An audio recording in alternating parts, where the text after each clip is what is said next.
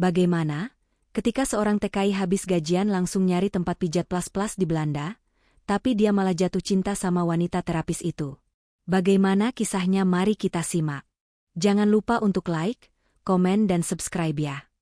Namanya Rio, pria sederhana asal Banyuwangi yang nekat merantau ke Belanda demi memperbaiki nasib. Sehari-harinya, ia bekerja sebagai tukang kebun di sebuah rumah mewah di pinggiran Rotterdam. Sudah 2 tahun ia jalani hidup tanpa keluarga, tanpa teman dekat, hanya berteman sepi dan lelah yang tak berujung. Hatinya penat, tubuhnya letih, namun ia selalu menahan diri dari godaan dunia malam yang gemerlap itu. Namun malam ini berbeda. Langit kota Rotterdam basah oleh gerimis yang turun sejak senja. Angin dingin menusuk tulangnya, dan di balik jaket tebal, ia melangkah dengan pikiran kosong, mengikuti langkah kakinya sendiri. Tanpa sadar, ia sampai di kawasan lampu merah, di mana setiap sudut lorong dipenuhi sinar merah yang berpendar samar. Tubuh-tubuh wanita di balik kaca memamerkan lekuknya tanpa malu, menawarkan mimpi sesaat kepada siapa saja yang berani masuk. Rio berdiri kaku, hatinya bergetar. Ada suara dalam dirinya yang meronta, namun rasa penasaran menyeretnya masuk lebih jauh ke lorong remang itu. Di ujung lorong yang dipenuhi bayangan tubuh-tubuh menggoda, pandangan Rio tertuju pada sebuah tempat dengan papan nama mencolok bertuliskan, Lotus Massage Therapy. Huruf-huruf neon itu berkedip pelan, seolah mengundangnya masuk. Ia menelan ludah, jantungnya berdetak kencang, namun rasa penasaran membuat kakinya melangkah maju. Saat ia mendekat, pintu kaca buram otomatis terbuka perlahan, memperdengarkan suara dentingan lonceng kecil. Aroma wangi yang menyengat langsung menyergap hidungnya, campuran antara parfum mahal, dupa, dan minyak pijat yang hangat.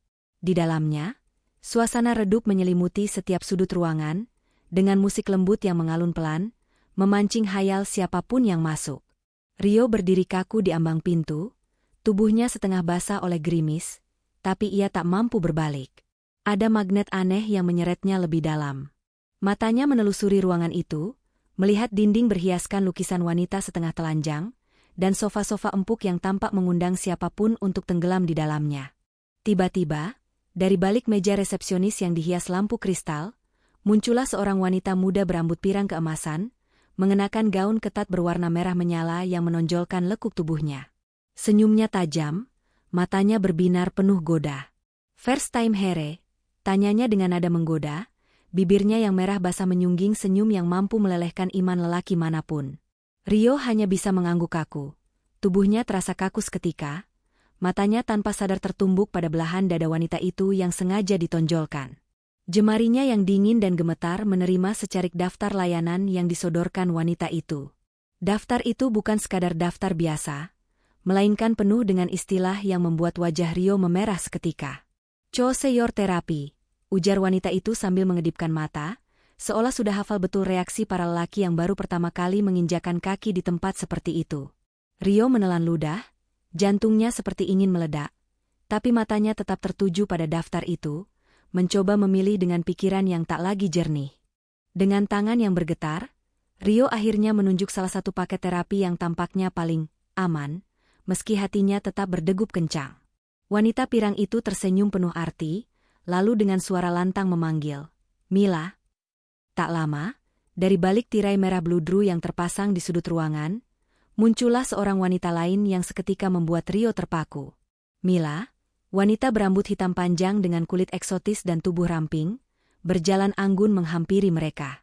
Tatapan matanya tajam, penuh misteri, dengan sorot yang menyeratkan rahasia kelam. Gaun pendek hitam yang dikenakannya menonjolkan setiap lekuk tubuhnya dengan sempurna. Senyum tipis yang mengembang di bibirnya seolah menghipnotis Rio. Tanpa banyak bicara, Mila mendekat, menatap Rio dari ujung kepala hingga kaki, lalu berbisik dengan nada pelan yang menggetarkan, "Follow me." Suaranya lembut namun tegas, seperti sebuah perintah yang tak bisa ditolak. Rio, seolah kehilangan kendali atas tubuhnya sendiri, mengikuti Mila yang mulai berjalan pelan menuju lorong lain yang lebih gelap dan sempit. Langkah kaki Rio terasa berat namun penuh rasa penasaran, mengikuti Mila menyusuri lorong sempit yang dipenuhi aroma dupa yang semakin pekat. Cahaya remang-remang dari lampu-lampu gantung kecil menari di dinding lorong, menciptakan bayangan-bayangan yang bergerak liar. Di telinganya, Dentuman musik lembut bercampur bunyi-bunyian etnik yang entah dari mana asalnya, semakin menambah suasana magis di tempat itu. Mila berjalan di depannya dengan langkah pelan namun mantap, pinggulnya bergoyang menggoda di balik gaun hitamnya yang ketat. Sesekali, wanita itu menoleh ke belakang, melemparkan tatapan singkat yang menusuk dada Rio, membuat pria itu makin gugup. Hingga akhirnya mereka sampai di sebuah kamar kecil yang diterangi lampu kuning redup. Mila membuka pintu, mempersilakan Rio masuk, lalu tanpa ragu menguncinya dari dalam. Ruangan itu penuh dengan wewangian aneh dan ranjang besar di tengahnya. Mila perlahan mendekat, jemarinya menyentuh pundak Rio, dan dengan gerakan lambat, ia mulai membuka kancing kemeja pria itu. Napas Rio tercekat, tubuhnya menegang, sementara Mila berbisik di dekat telinganya dengan suara menggoda, "Relax, darling, everything will be fine." Tanpa mengucap sepatah kata pun, Mila mulai memijat bahu Rio dengan gerakan yang terasa profesional, namun syarat dengan nuansa sensual yang tak bisa disangkal. Jemarinya menekan otot-otot tegang di pundak Rio, bergerak lambat, melingkar, lalu turun ke punggung atasnya. Setiap sentuhan seperti menghantarkan arus listrik halus yang menjalar ke seluruh tubuh. Wajah Mila mendekat, rambut hitamnya terurai ke dada Rio yang perlahan terbuka. Suara napasnya terasa di telinga kiri Rio saat ia berbisik pelan. "Relax, darling, you netis." Kalimat itu seperti mantra yang mengoyak kendali Rio. Ia tahu ini bukan sekadar pijatan, bukan sekadar servis seperti yang dibayangkannya. Ada sesuatu yang lebih dalam, lebih gelap, dan lebih menggoda. Tubuh Rio membeku, bukan karena takut, tapi karena gejolak yang tak tertahankan. Ia seolah tenggelam dalam kabut halus yang diciptakan Mila, antara kenikmatan dan rasa bersalah, antara pelampiasan dan pertanyaan yang belum terjawab. Namun di tengah pijatan yang mulai merambat ke bagian lain tubuhnya, pikiran Rio melayang. Ia memejamkan mata, mencoba menikmati semuanya, tetapi sesuatu menahannya. Saat membuka mata, pandangannya bertemu langsung dengan wajah Mila yang kini sangat dekat. Di balik senyuman dan tatapan nakal itu, Rio melihat sesuatu yang tak sejalan, sebuah kesedihan yang disembunyikan rapat-rapat. Rasa penasaran mengalahkan gairah. Dengan suara pelan yang nyaris terdengar seperti gumaman, ia bertanya, "Why you do this?" Tangannya secara refleks menyentuh tangan Mila, menghentikan gerakannya. Mila terdiam, matanya menatap langit-langit sejenak, lalu kembali pada Rio. Senyum di wajahnya masih ada, tapi kini disertai dengan getir yang dalam. Ia tak menjawab, hanya diam, lalu menghela napas dan melanjutkan pijatannya seolah pertanyaan itu tak pernah dilontarkan. Tapi Rio tahu, responsnya, diam itu, justru menjelaskan segalanya.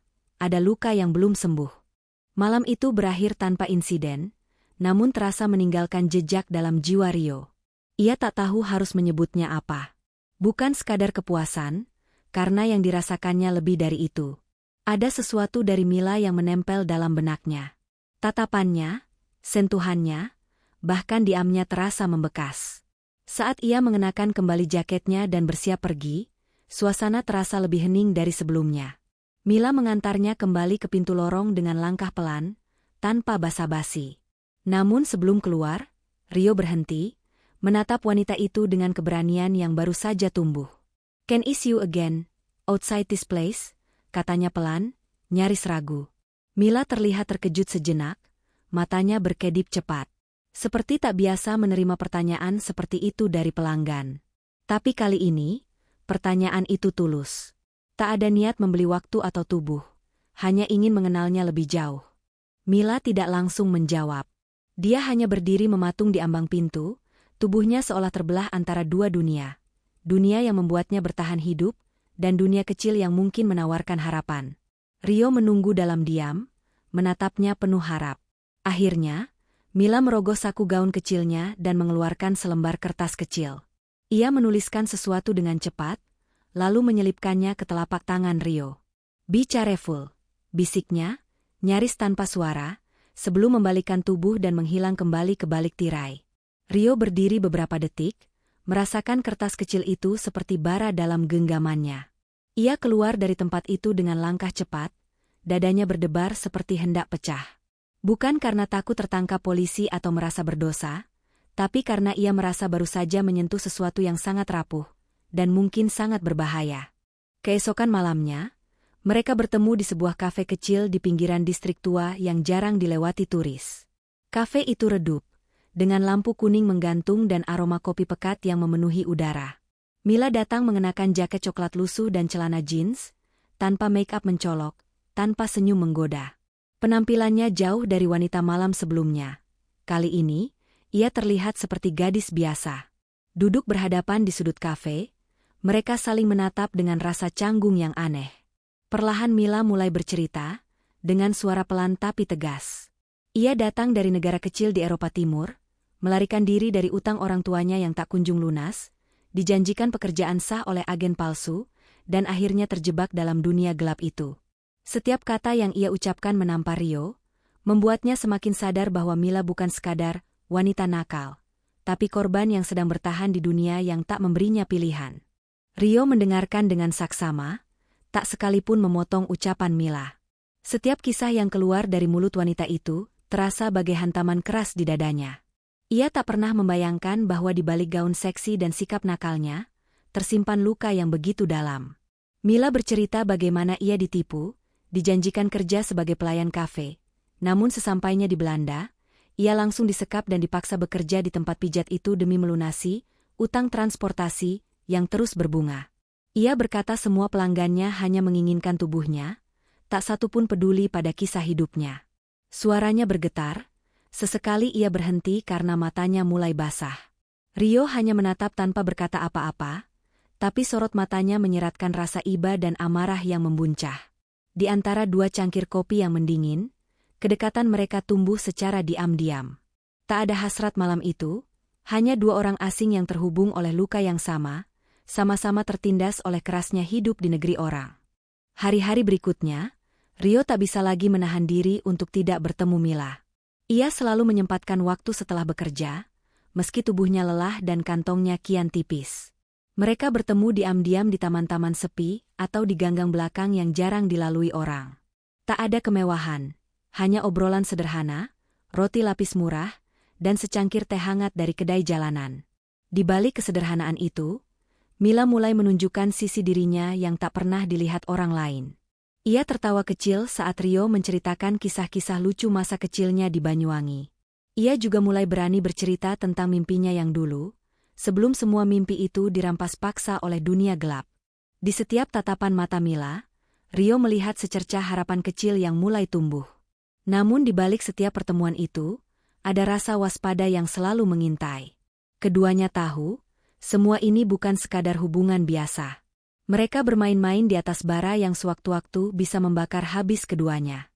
Suatu malam, saat Rio hendak menemui Mila di taman tempat biasa mereka bertemu, bahaya yang mereka takuti itu akhirnya datang menghampiri. Baru beberapa langkah ia tiba di ujung gang, dua pria asing bertubuh besar menghadangnya begitu saja. Wajah mereka dingin, mata mereka tajam, penuh ancaman. Tanpa basa-basi, salah satu dari mereka mendorong Rio ke dinding, menekan bahunya dengan kuat hingga Rio kesulitan bernapas. "Stay away from her," bisik pria itu dengan aksen Rusia yang kental, suaranya pelan namun mengandung ancaman mematikan. "Or you do regret it," lanjutnya sambil menatap tajam ke mata Rio. Pria satunya hanya berdiri di belakang, seperti menunggu komando untuk menghajar. Rio membeku, tubuhnya gemetar, namun ia tak berkata sepatah kata pun. Setelah mengucapkan ancaman itu, kedua pria itu pergi begitu saja, meninggalkan Rio yang masih terengah di pojok lorong. Malam itu, untuk pertama kalinya, Rio merasakan betapa nyatanya bahaya yang sedang ia hadapi demi seorang wanita yang baru ia kenal beberapa minggu. Rio pulang malam itu dengan tubuh lemas dan pikiran berkecamuk. Tapi yang membuatnya tak bisa tidur bukan rasa takut, melainkan tekad yang justru semakin kuat. Ia tahu, jika ia mundur sekarang, maka Mila akan tetap terjebak selamanya. Esok malamnya, ia mengirim pesan kepada Mila untuk bertemu lagi di taman, meski ia tahu risikonya bisa lebih besar. Di tengah malam yang sunyi, mereka bertemu di bangku taman yang remang-remang. Mila tampak gelisah, wajahnya pucat, matanya berkaca-kaca. "You should come," katanya dengan suara gemetar. Namun Rio tak peduli. Ia menatap Mila penuh keyakinan, lalu berkata tegas, "Let's run away. I'll protect you." Mila menatapnya lama, matanya menjerit ketakutan. "It's not that easy, Rio. I owe them too much. They will hunt us," ujarnya pelan, suara yang seolah mengandung keputusasaan. Tapi Rio tetap pada pendiriannya. "I don't care about your past. I just want a future with you," ucapnya mantap. Tak kuat lagi menahan perasaannya, Mila akhirnya menangis di pelukan Rio, tubuhnya bergetar hebat dalam dekapan hangat itu. Hari-hari berikutnya, Rio mulai bertindak nekat. Ia menguras seluruh tabungan hasil kerja kerasnya selama 2 tahun lebih, bahkan nekat menjual sepeda motornya di kampung halaman lewat aplikasi online, meminta bantuan saudaranya di Indonesia. Semua demi mengumpulkan uang untuk menebus kebebasan Mila. Setiap malam, ia dan Mila menyusun rencana kabur secara diam-diam, menghafalkan jalur-jalur rahasia untuk menghindari pengawasan orang-orang dari tempat pijat itu. Mereka tahu, waktu mereka sangat terbatas, karena sekali saja gerak-gerik mereka tercium, segalanya akan berakhir. Akhirnya, di malam yang telah ditentukan, Rio menunggu Mila di stasiun kereta tua yang nyaris tak berpenjaga, membawa koper kecil berisi pakaian seadanya dan amplop tebal berisi uang tebusan. Mila datang terlambat, wajahnya tegang, napasnya memburu. Tanpa banyak bicara, mereka berlari menuju peron kosong, berharap bisa kabur sebelum ada yang menyusul. Tapi baru beberapa meter, langkah mereka terhenti, 3 pria bertubuh besar berdiri menghadang, dan di sanalah neraka sesungguhnya dimulai. Dalam sekejap, suasana berubah mencekam. 3 pria itu berjalan mendekat dengan sorot mata buas, tubuh besar mereka menutupi jalan keluar stasiun yang sempit. Rio segera menarik tubuh Mila ke belakangnya, berdiri sebagai tameng hidup. "Give her back, or dihere," ancam salah satu pria dengan suara rendah yang menusuk telinga. Rio menggenggam erat koper berisi uang itu, lalu berkata lantang, "I'll pay. Take the money and let her go." Ia melemparkan koper itu ke lantai, membuat bunyi keras yang menggema di peron kosong. Salah satu pria membukanya, melihat lembaran uang di dalamnya. Namun, ternyata mereka tak tertarik pada uang. Mereka hanya tertawa sinis. Lalu tanpa peringatan, salah satu dari mereka memukul wajah Rio dengan keras hingga pria itu terjatuh. Mila menjerit histeris, tapi Rio segera bangkit, meski darah mengucur dari pelipisnya. Ia bertarung habis-habisan, meski tubuhnya ringkih dibanding lawannya. Ia berjuang bukan untuk dirinya sendiri, melainkan untuk wanita yang ia cintai. Pertarungan itu berlangsung brutal. Rio dihajar bertubi-tubi, tubuhnya sudah babak belur, tapi ia tak berhenti melindungi Mila yang terus menangis ketakutan di sudut peron. Setiap kali ia terjatuh, ia bangkit lagi, meski tubuhnya limbung. Darah mengalir dari hidung dan mulutnya, tapi matanya tetap menatap lawannya dengan penuh amarah. "Run, Mila. Run!" teriak Rio dengan suara parau di sela-sela pukulan. Namun Mila tak mampu bergerak, tubuhnya gemetar hebat, matanya basah oleh air mata. Saat itu, suara peluit panjang tiba-tiba menggema, disusul derap langkah kaki yang ramai. Polisi datang, menodongkan senjata ke arah para pria itu. Tanpa pikir panjang, para pria itu kabur ke lorong belakang, meninggalkan Rio yang tergeletak lemas bersama Mila. Polisi segera mengamankan keduanya, menanyai apa yang terjadi. Meski sulit bicara karena luka-lukanya, Rio dengan sisa tenaganya berusaha menjelaskan semua, bahwa Mila dipaksa bekerja secara ilegal dan kini mereka dalam bahaya besar. Malam itu menjadi saksi keberanian Rio melawan ketakutan demi wanita yang ia cintai. Setelah malam penuh darah itu, hidup Mila dan Rio berubah drastis. Polisi segera melakukan penyelidikan dan membongkar sindikat perdagangan manusia yang selama ini menguasai tempat pijat tersebut. Mila dibebaskan dari semua tuduhan, karena statusnya murni korban. Sementara Rio dirawat di rumah sakit selama beberapa minggu akibat luka-luka yang cukup parah. Namun selama di rumah sakit, Mila tak pernah sekalipun meninggalkan Rio. Setiap hari, ia datang merawatnya, menyuapi, bahkan mengganti perban di tubuh Rio dengan penuh ketulusan. Hubungan mereka yang awalnya penuh risiko kini berubah menjadi sebuah ikatan yang tulus. Tak ada lagi rahasia, tak ada lagi kebohongan. Mila mulai menemukan hidup baru, perlahan meninggalkan masa lalunya. Setelah sembuh, Rio kembali bekerja sebagai tukang kebun, meski tubuhnya belum sepenuhnya pulih. Sementara itu, Mila mendapat bantuan sosial dari pemerintah Belanda untuk memulai hidup baru. Mereka tak lagi bersembunyi. Kini, mereka berjalan berdampingan tanpa rasa takut. Beberapa bulan berlalu, kisah tentang Rio dan Mila mulai tersebar luas di kalangan para TKI yang tinggal di Rotterdam. Nama Rio disebut-sebut sebagai pahlawan, pria sederhana yang berani melawan sindikat demi menyelamatkan wanita yang dicintainya. Di lingkungan komunitas Indonesia, ia diperlakukan dengan hormat. Bahkan banyak yang menawarkan bantuan pekerjaan tambahan. Hidupnya memang sederhana, namun kini hatinya penuh kedamaian. Mila, yang sebelumnya hanya dipandang sebagai wanita nakal, kini diterima dengan tangan terbuka oleh banyak orang. Ia bekerja di sebuah toko roti kecil, belajar membuat kue, dan membantu pemilik toko yang juga imigran dari Asia. Setiap pagi, Rio mengantar Mila dengan sepeda tua yang dibelinya dari pasar loak. Keduanya tertawa di sepanjang jalan menuju toko roti itu. Tak ada lagi bayang-bayang gelap yang menghantui mereka. Hubungan mereka yang dulu diawali dalam dunia kelam kini tumbuh dalam terang, sederhana, namun penuh makna. Pada suatu sore musim semi, di sebuah gereja kecil di pinggiran kota, lonceng pernikahan berdentang pelan. Rio mengenakan jas sederhana, berdiri di depan altar dengan tangan yang bergetar halus. Di hadapannya, Mila melangkah pelan, mengenakan gaun putih sederhana, namun wajahnya berseri-seri dengan senyum bahagia. Tak ada tamu undangan mewah, hanya beberapa sahabat, tetangga, dan para TKI yang selama ini mendukung mereka. Prosesi pernikahan itu berlangsung hangat dan sederhana. Saat pendeta menanyakan janji mereka, Rio menjawab dengan suara lantang, penuh keyakinan. "Idu." Mila pun menjawab dengan mata yang berkaca-kaca, "Idu." Di hadapan semua orang, mereka saling menggenggam tangan erat, menyatukan dua hati yang sebelumnya terpisah oleh dunia yang kelam. Tak ada lagi luka, tak ada lagi ketakutan, hanya cinta yang kini menyatukan mereka. Di luar gereja, langit Rotterdam cerah, angin musim semi berhembus lembut, menyambut langkah baru Rio dan Mila menuju hidup yang penuh harapan.